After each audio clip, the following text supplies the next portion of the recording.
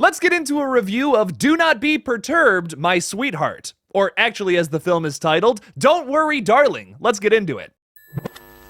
Well, sometimes that is better. Hey everybody, what's up? Killjoy Jake here, and instead of having friends, I have horror movies. Today we're talking about Olivia Wilde's Don't Worry, Darling. And before we get into a non-spoiler and then a spoiler review of this thing, and don't worry if you don't care about one or the other of those, you can skip around to the little chapters at the bottom of this video, where I'm gonna need you guys to like this video and subscribe. Do all that because it really helps old Jake out. Getting into a non-spoiler review of this film, as great as some of the aesthetic is, or some of the gorgeous wide shots, or maybe even the fantastic performance from our lead Florence Pugh here, this film just fails to be anything really captivating. There are sequences in this movie that are not only boring, but retroactively pointless when you get to the twist at the end, and just makes for a movie that's completely confused, sounds like it was rewritten a million times, which we're gonna talk about later on in the spoiler review section, and I just did not like it. It's a shame when I see movies like this, because like I said, there are some undeniably amazing things about the film. The score done by John Powell, for instance, is phenomenal. It's got like this syncopated rhythm to it, as well as these like really creepy female voices. It's awesome. I was a big fan of it. The score is phenomenal, as well as the aesthetic of this film looking like 1950s with something slightly off about it, which honestly, very intriguing, very cool, but just is so lackluster by the time you get the answers. Which when you're doing a slow burn like this, you gotta have a big punch. That is the one thing you have going for a slow burn. You have to have a good punch or you're gonna just lose your audience, which I felt that in this theater filled with barely any people. Chris Pine's character serves absolutely no purpose to the storyline of this movie and did not need to be in the film at all. Like, this is a figurehead character that could have just been in the background. I'm at a loss trying to figure out why this character was written into the script by screenwriter Katie Silberman, who did a rewrite of what the original script was supposed to be, which sounds way better than what we got. I feel so bad for Florence Pugh more than anybody in this movie. She is absolutely superb in everything she's in, even when she's in a mediocre movie like this. I mean, she really shines and kept me interested the entire movie because of her performance. She's an amazing actress, and unfortunately, she's up against the kind of sophomoric Harry Styles here, who's trying his best, but just doesn't quite meet the mark with what his character is supposed to be in this film. I'm editing this video and I'm realizing I wanted to say a few more things about Florence Pugh. That's why I don't have the hoodie, and no, I'm not putting it back on because it is 1,000 degrees in here. Florence Pugh and Olivia Wilde really don't like each other after making this movie. I did a whole video covering all of that up here if you want to check that out. It's pretty interesting. So if you're wondering why I'm dogging on Olivia Wilde so much in this movie, it's because nobody fucks with the May Queen. Get the fuck out of her way. Some of the stuff going on behind the scenes of this movie was atrocious, and I just feel so bad for Florence Pugh. She is amazing. Whatever she does next, I hope it's killer and a much better script than this, because my god, she is one of the best actresses of our time. One of my favorite comedians, Nick Kroll, is also a featured actor in this movie, and he's pretty good. He gets a few jokes in there every now and then. He also shines on screen. I mean, every time I hear that voice, I just crack up. Sometimes when he talks, all I can think about is Lola from Big Mouth saying something about rubbing fronts, and that cracks me up. Oh my god! The biggest problem this movie has, though, is that ending that just completely falls apart. It just kind of feels cobbled together like a bunch of scenes they just filmed so that they could have some sort of ending.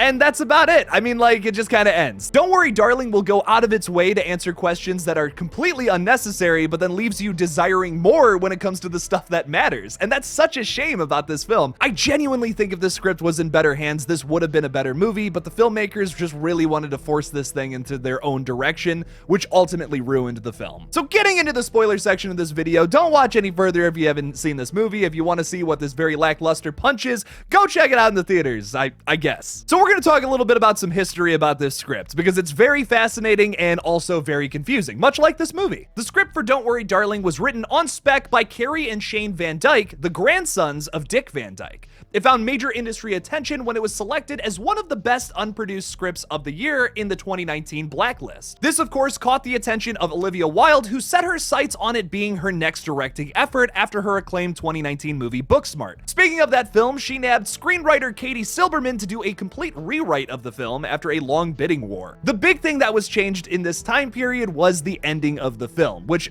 ended a lot better and much more consistently, worked so much better with what the themes of this original movie was supposed to be, but they kind of just shoehorned something else into it, which doesn't really make a whole lot of sense. We'll talk about all of that after the review. Like I was saying earlier, this movie really does have you invested for a little bit here. You have Florence Pugh seeing and discovering all these very mysterious things about this, once again, very mysterious town that she lives in, and they also do a really good job at keeping that mystery cemented for the audience by not really explaining how our characters got there. The first scene is a house party at Alice and Jack's house, which is so fascinating to me. I think this movie started off on a pretty good foot, but then just kind of lost its footing as the story continued on. There's this character named Margaret who's starting to catch on to some of the weirder things before even Florence Pugh's character, and her son goes missing as well, like before the events of the film, and he has this little like red plane thing that he's playing around with. We see these in like some very quick flashback shots. Then later on, Florence Pugh's Alice notices a similar red plane crashing down into the mountains. It quite literally goes nowhere. I don't understand why it was added into the script, just to maybe be confusing, I guess, to make it more mysterious, but once again, just no explanation there at all. Jack and Alice are like the horniest couple alive too. Like one of the first things we see them do together as a couple is Harry Styles going down on her. DJ Khaled certainly would not love this movie, let's just say that. We're then introduced to Chris Pine's Frank, who is completely insignificant to this movie. Like I said, he's kind of just like a figurehead running this whole thing, and he never comes into like the actual storyline almost ever. Like the whole dinner party scene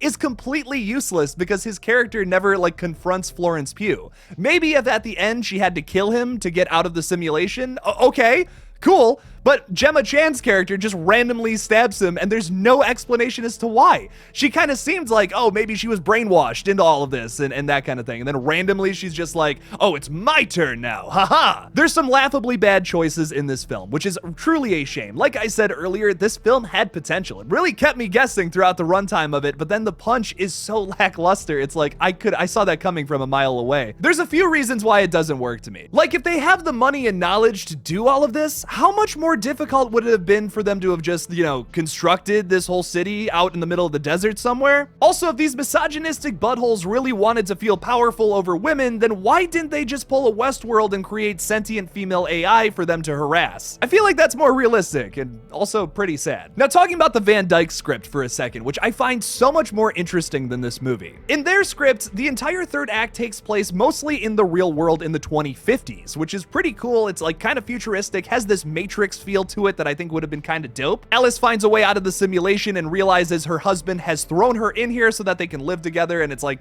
kind of crazy. He's a misogynist. All of these themes are still there in the Van Dyke script. I'm not shitting on Katie's ability to write here, it's just more the fact that this didn't need to be rewritten. Movies can have social commentary in them and be successful. There are plenty of movies that I love that have the same exact message as this film. The original Black Christmas is one of my all-time favorite movies that essentially deals with the same themes as this movie. But the thing about that movie is it's not the entire thing. I can't say the same about the 2019 version of the film, but that original movie I think did it perfectly. It's not the entire movie, but it's still there. Movies can have social commentary, but they can't become the social commentary. Otherwise, they're not really a movie anymore. It's kind of just the director or the writer getting up on their soapbox and screaming something at the audience at that point. The third act of this movie kind of touches into that territory, because instead of this really cool futuristic ending that this film would have had with the Van Dyke script, we use this instead, which I swear to God, I don't even know what the fuck was happening in the third act. Like, for some reason, we have the doctor in the town chasing after Florence Pugh's character in his car.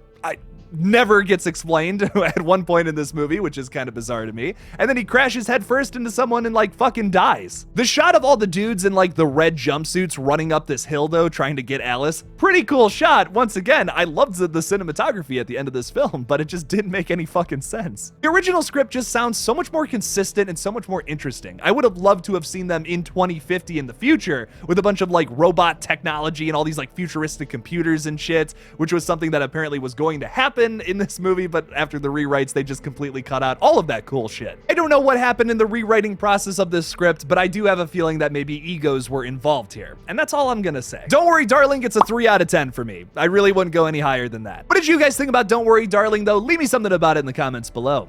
Thank you guys so much for watching this brand new video on Don't Worry Darling. Don't forget to like this video and subscribe for more horror content. If you want to support this page further, you can support me on Patreon or become a channel member by clicking that join button on my page. Thank you guys for watching again, and as always, don't forget to kill it out there, y'all.